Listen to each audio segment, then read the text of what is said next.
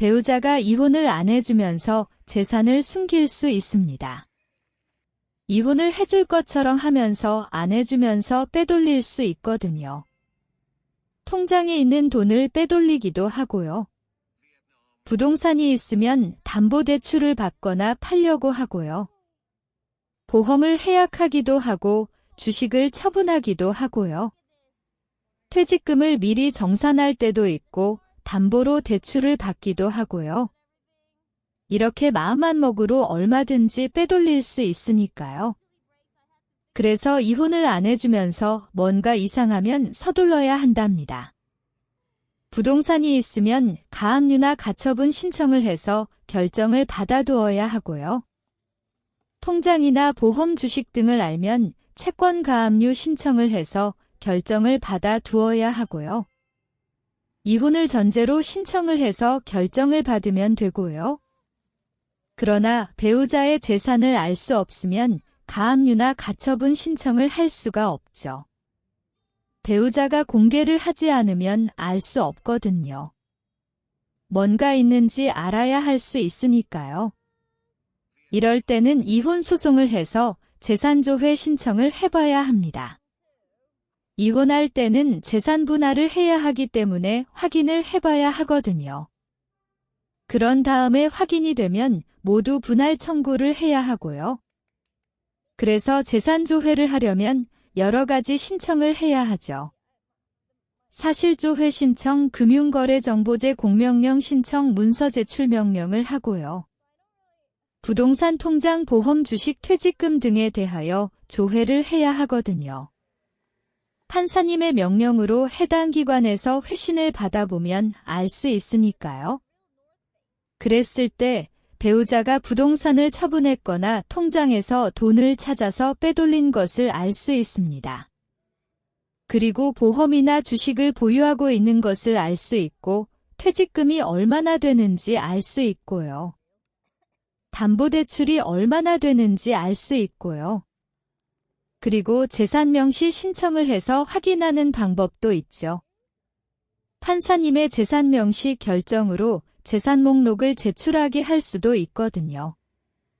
그러면 채권이나 부동산, 보험, 주식 등에 대한 목록을 제출해야 하고요. 인터넷 사이트에서 관련된 자료를 다운로드해서 제출해야 하고요.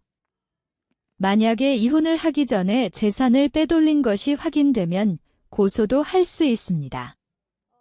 사정에 따라서 강제집행면탈죄에 해당될 수 있거든요. 조사를 해서 재산 분할을 안 해주려고 미리 재산을 빼돌린 것이 맞으면 형사처분을 받을 수 있고요. 그래서 이혼할 때는 배우자의 재산을 모두 확인해서 분할을 해야 합니다. 그러다 보니 이혼을 안 해주면서 재산을 빼돌릴 수도 있고요. 그렇기 때문에 아니다 싶으면 빨리 소송을 해야 하고요. 시기를 놓치면 후회를 할 수 있기 때문이죠. 이번에 이혼 상담을 한 아내도 이런 상황인 것 같네요. 남편하고 이혼하기로 합의를 했는데 계속 미룬답니다. 그러면서 통장에 있는 돈을 빼돌리는 것 같고요. 서로의 재산을 공개하자고 하면 안 하거든요. 그러다 보니 뭔가 이상하기 때문이죠. 그런데 결혼하고부터 맞벌이를 하면서 아내 월급으로 생활을 했답니다. 관리비부터 대출이자까지 모두 납부했고요. 남편이 받은 돈은 모두 저축했고요. 그러다 보니 남편이 받은 월급은 한 번도 본 적이 없다고 하네요. 그 돈은 남편이 따로 관리했고요. 지금까지 공개한 적이 없고요. 이런 사정으로 아내가 따로 가지고 있는 돈은 없답니다. 그래서 이혼을 하려면 남편이 가지고 있는 돈을 재산 분할해야 하고요. 그렇지만 남편이 공개를 하지 않고 있어서 확인하기 어렵고요. 그러다 보니 남편이 이혼을 미루면서 재산을 빼돌리고 있다는 생각을 하게 된 것이죠. 아내와 상담을 해보니 남편하고 돈 때문에 합의호는 쉽지 않을 것 같네요. 남편이 돈 때문에 이혼을 안 해주는 것 같거든요. 그러면서 돈을 빼돌리고 있는 것 같고요. 그렇다면 더 이상 기다리지 말고 소송을 해서 재산조회를 해봐야죠. 그래야 확인을 해볼 수 있고 재산을 나눌 수 있으니까요. 이럴 때는 이혼 소장부터 접수해야 한답니다. 소장을 접수하고 재산조회에 필요한 신청을 하고요. 사실조회 신청, 금융거래정보제 공명령 신청, 문서제출명령 신청을 해야 하고요. 그런 다음에 판사님의 명령으로 확인을 해보고요.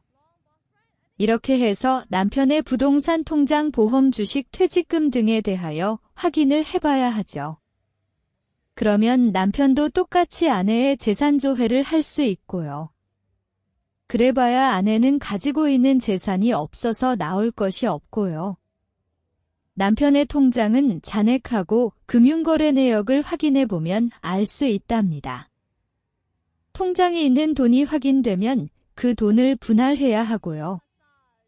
이미 돈을 출금해서 다른 곳으로 빼돌렸다고 해도 그 돈도 분할 대상이기에 재산 분할로 청구할 수 있고요.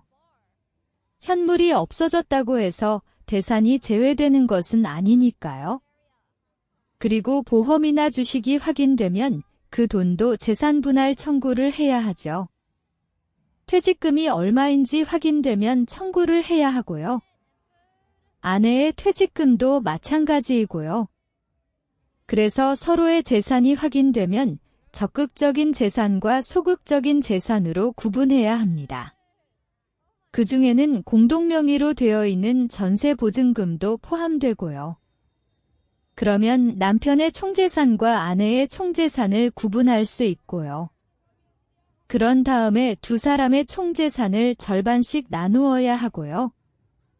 돈을 많이 가지고 있는 남편이 돈을 적게 가지고 있는 아내에게 부족한 돈을 주어야 하고요.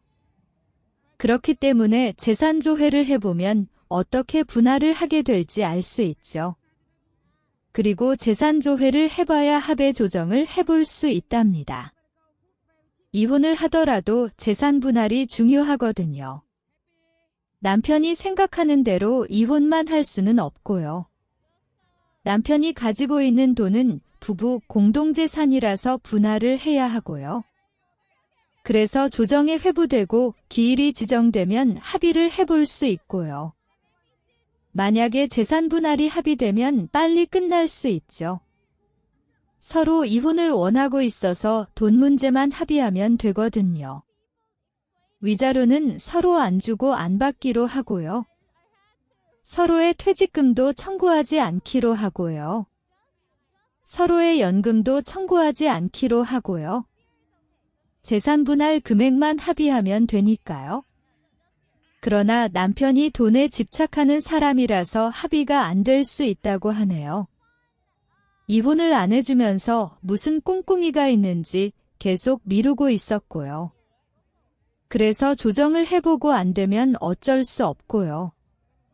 이때는 재판에서 판결을 받으면 된답니다. 서로 이혼을 원하고 있어서 이 부분은 다툼이 없을 것이고요. 두 사람의 재산 분할만 다투면 되고요. 서로의 재산을 확인하고 기여도만큼 나누면 되고요. 결혼하고 지금까지 맞벌이를 하고 있어서 절반씩이고요. 두 사람의 소득도 비슷하고요. 판사님이 판단해서 판결을 해주실 테니까요. 그래서 남편이 계속 이혼을 안 해주면 소송을 해서 판결로 이혼을 해야 할 것 같네요. 특히 재산을 빼돌리는 것 같으면 소송을 해서 확인을 해봐야 하고요. 재산을 공개하지 않으면서 이혼을 안 해주면 의심이 되거든요. 그때는 다른 방법이 없고 계속 기다리면 안 되고요.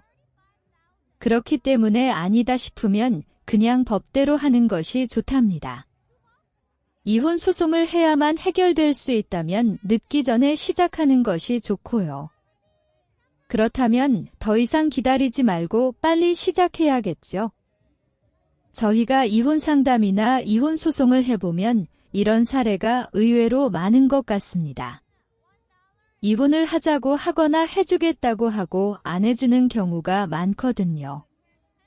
특히 재산을 공개하는 경우가 많고요. 그러면서 이혼을 계속 미루고요.